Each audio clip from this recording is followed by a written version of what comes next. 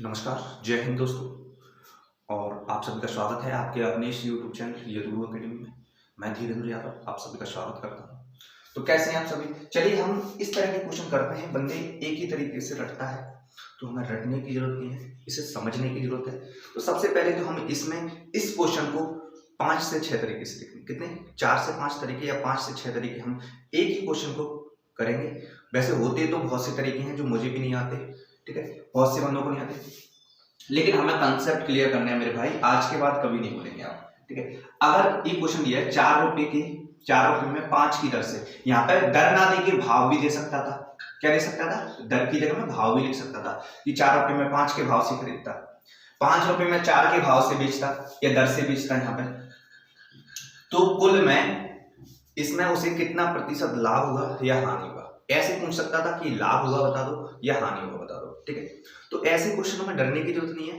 बच्चा रटता है तो रटने की भी जरूरत नहीं मेरे भाई, ठीक है। हम कॉमन सेंस से पूछ सकते हैं। ये क्वेश्चन आप आपके जो ठेले वाले होते हैं मेरे भाई, तो उनसे भी जाके पूछोगे ना तो वो भी बता देंगे भैया लाभ हुआ इतने प्रतिशत होगा या हानि हुई इतनी प्रतिशत हुई, ठीक है।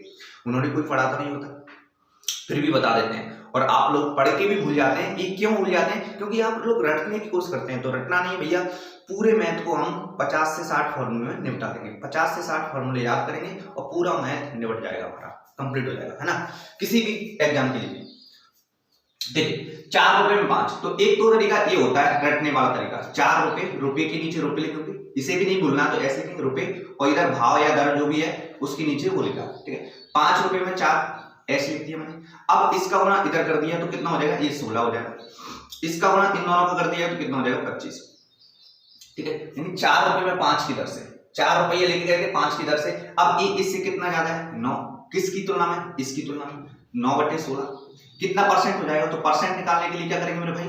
100% का गुणा करते हैं। फिर से समझिए, इस 4 का गुणा मैंने 4 में किया, 5 का गुणा 5 में किया, ठीक है। और हमें लेना है इसकी जो प्रेफरेंस में आएगा, इसकी जो मल्टीपल होगा उसको नीचे रखना है, उसको नीचे रखना है, 16 का नीचे, ठीक है। और इससे ये कितना ज्यादा है? 9 ज्यादा है, ठीक है। और इस तरह से परसेंट देखेंगे तो ये कितना हो जाएगा? 900/16। एक एक बात को समझना भाई साहब, 900/16 और भाग देंगे, ठीक है। 16 पंजे 80 होता है, 5 बच रहा है, ये 10 बच रहा है, 1 0 बच गए। 16 छंके 96 होता है, ठीक है। ये 6 बार चला गया, ये 4 बच गया। अब इसको ऐसे लिख सकते हैं 56 सही 4/16। या फिर और आगे बढ़ेंगे तो एक बार कट जाएगा 4 से 4 बार कट जाएगा, क्योंकि 4 से एक बार काटा, 4 से 4 बार काटना पड़ा।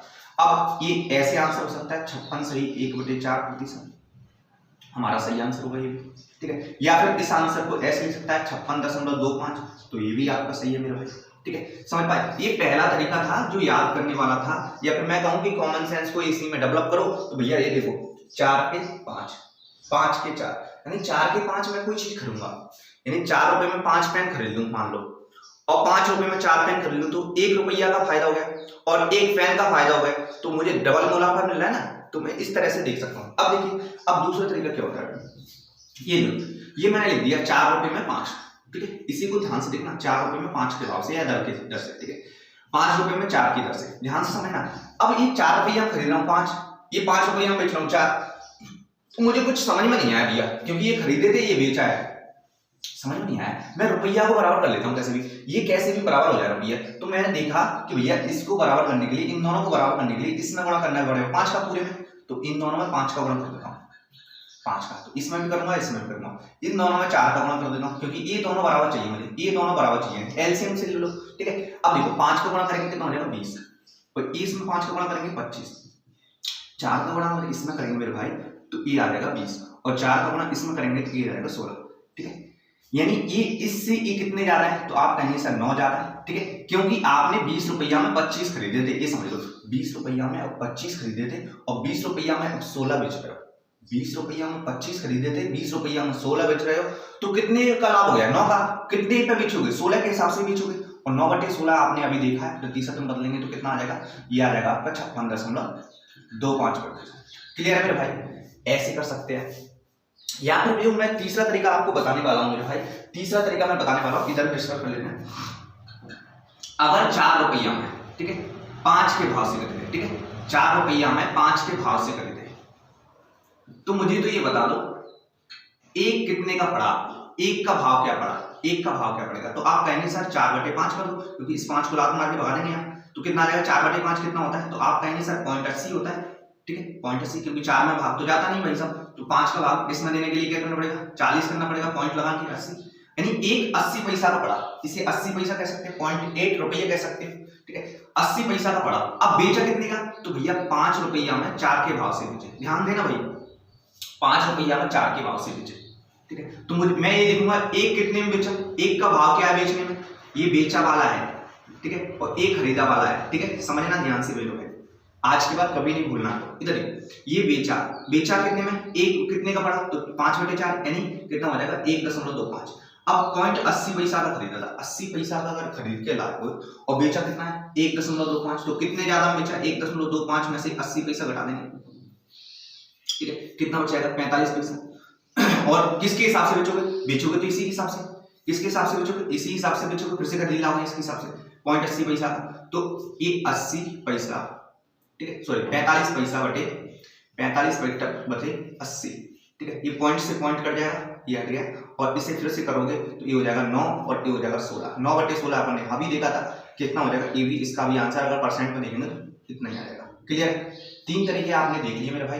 अब चौथा तरीका अगर आप देखना चाहेंगे तो यहां से कॉमन सेंस लीजिए कि एक खरीदा था, एक का तो पहले ही फायदा हो गया, क्यों, क्योंकि 4 के 5 के भाव से खरीदा, 5 के 4 के भाव से बेचा, एक का फायदा हो गया, और एक कितने का पड़ रहा है, तो इस तरह से आप देख सकते हैं। ठीक है, समझिए ना, देखिए फिर से देख लीजिए, इसे फिर से देख लीजिए, इसे देखिए, इसे हमें भाव बराबर करना है, मतलब जो रुपया थे मेरे वो मैंने बराबर किए, 20 रुपया में 25 लाया, 20 रुपया में 16 बेच दिए, तो कितना हो गया 56.25 रुपया % का लाभ हो गया। ठीक, क्योंकि यहाँ से 16 से कितने ज्यादा है, 9 बच गए, अभी 16 के हिसाब से बेचूंगा, 16 के हिसाब से बेचूंगा तो 9/16 कितना हो जाएगा 56%। इसे देख लो, ये कितने का पड़ा 80 पैसा का, और ये कितने का है, एक अगर 80 पैसा का पड़ा तो ये कितने का है, ठीक है 1.25 में मैंने कर दिया ये। ठीक है, कितना एक बेचा है मैंने, 1.25 रुपया का बेचा है, 80 पैसा का लाया हूं, तो मैं कितने देखूंगा 45 पैसा का मार्जिन हो रहा है एक पे अगर 45 पैसा का मार्जिन हो रहा है तो 80 पैसा के हिसाब से कितने % होगा, तो ये होगा 9/56 यानी 56 से। ठीक है, अब एक और तरीका मैं बताना चाहता हूं मेरे भाइयों, एक और तरीका अगर मैं बता देता हूं, क्योंकि एक तरीके को हमें ठीक से समझना पड़ता है। ठीक है, देखिए अगर हम देखें, मैं ये देखता हूं, मैं तो 20 रुपया के लाया, ठीक है, मैं अगर 20 रुपया के लाया, ठीक है, क्योंकि ये 4 रुपया और ये 5 रुपया, इन दोनों का एलसीएम ले लिया मैंने, तो 20 रुपया के लाया हूं, तो 20 रुपया के लाया हूं 5 की दर से, ठीक है 20 के 5 लाया हूं, तो एक कितने का बड़ा 4 का। ठीक है, इस तरह से भी अपन कर सकते हैं। ठीक है, और भी तरीके होते हैं, तो आप इन सभी तरीकों को जाने। ठीक है, ज्यादा कंफ्यूज होने की जरूरत नहीं है, इतना अगर आप 3 तरीके भी समझ लेते हैं तो भी इनफ है भाई। ठीक है, भूलना नहीं है। ठीक है, ऐसे भी सोच सकते हो भैया 4 रुपया के 5 की दर से लाया, 5 रुपया के 4 की दर से बेचे, मतलब यहाँ पे 1 रुपया का फायदा हो गया और एक उसका वस्तु का भी फायदा हो गया, 1 रुपया का फायदा हो गया, एक वस्तु का फायदा हो गया, 1 रुपया प्लस एक वस्तु होते हैं 1.25। ठीक है, और ये टोटल कितने रुपया का लाया ना 4 रुपया का, तो इस हिसाब से करोगे तो इस हिसाब से भी आपका सही आंसर आएगा। ठीक है, कॉमन सेंस डेवलप करना है मेरे भाई। ठीक है, वीडियो अच्छी लगती है तो लाइक और शेयर जरूर करेंगे, और अगला क्वेश्चन इसका आंसर आप खुद देंगे, क्या क्वेश्चन है ये मैं लिख देता हूं ना, सभी तरीके जानेंगे क्या क्वेश्चन है। अगर कोई वस्तु 5 रुपया में 6 के भाव से खरीदा, 5 रुपया में, ध्यान देना 5 रुपया में, यहां पर मैं लिखता हूं 5 रुपया में 6 के भाव से खरीदा, 6 के भाव से खरीदा तथा 6 रुपया में 5 के भाव से बेच दिया, तो उसे कुल कितने % लाभ या हानि हुआ। ये किसका साइन है, प्रतिशत का, उसे कुल कितने % का लाभ या हानि हुआ। आप 3-4 तरीके से करके देखें फिर।